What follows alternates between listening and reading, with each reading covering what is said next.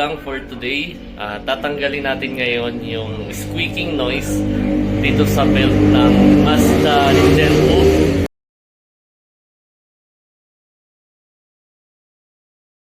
Nag-squeak kasi yung ano niya, yung belt niya.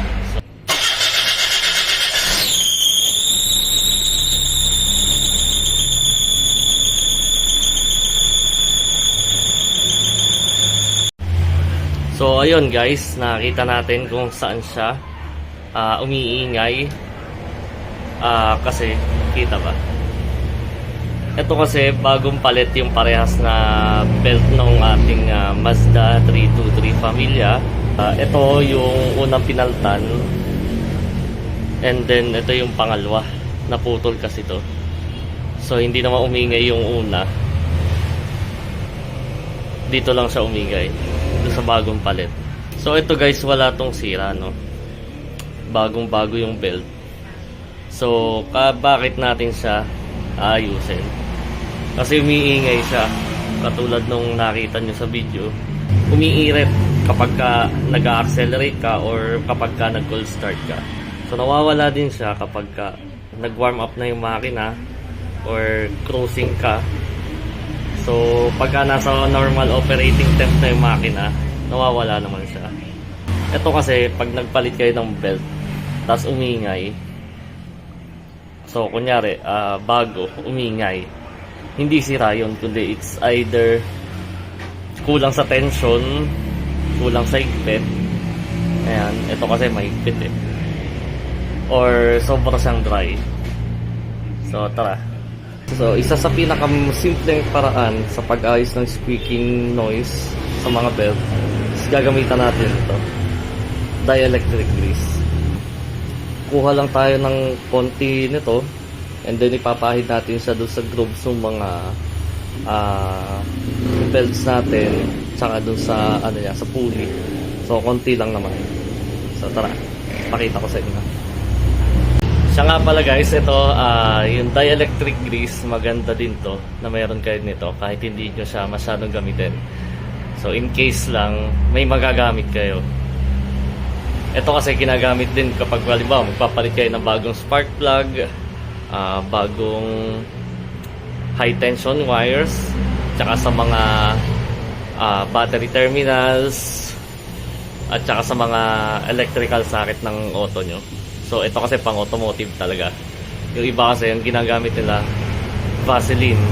So ito mas okay ako dito kasi pang automotive talaga. Yan, kuha lang tayo ng konti guys, then pahid na natin siya dun sa belt. Ganyan lang.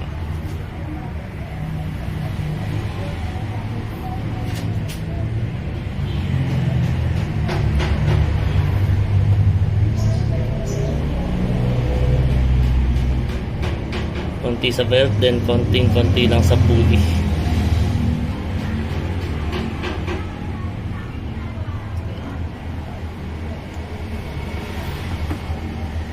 Ayun. So, i-start na natin.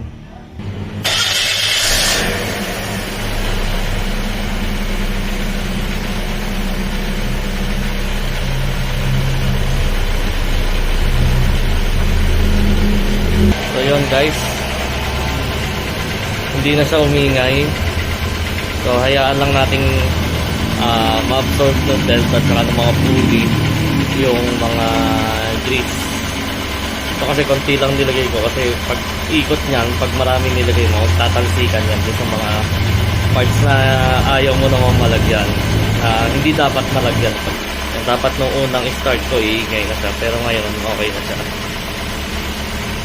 So napakasimpleng DIY lang na pwede nyo din gawin sa inyo kahit nasa bahay kayo or kahit hindi na kayo tumawag ng mekaniko. Basta mayroon lang kayo palagi nito nakatabi, dielectric grease, sigurado magagamit nyo. So yun guys, naayos na natin yung squeaking noise dito sa Mazda Familia Gen 2. Ito yung Mazda 323 1997 model. So naayos na natin siya and then nawala na yung squeaking noise niya. So simple DIY lang to na magagawa nyo sa bahay nyo kahit wala kayong tawagin mechanic as long as meron kayo electric grease. So ito maraming usage saka pang automotive talaga.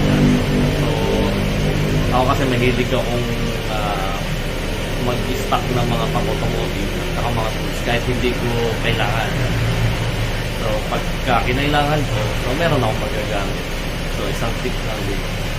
So thank you guys, watch out for more DIY installation and repairs.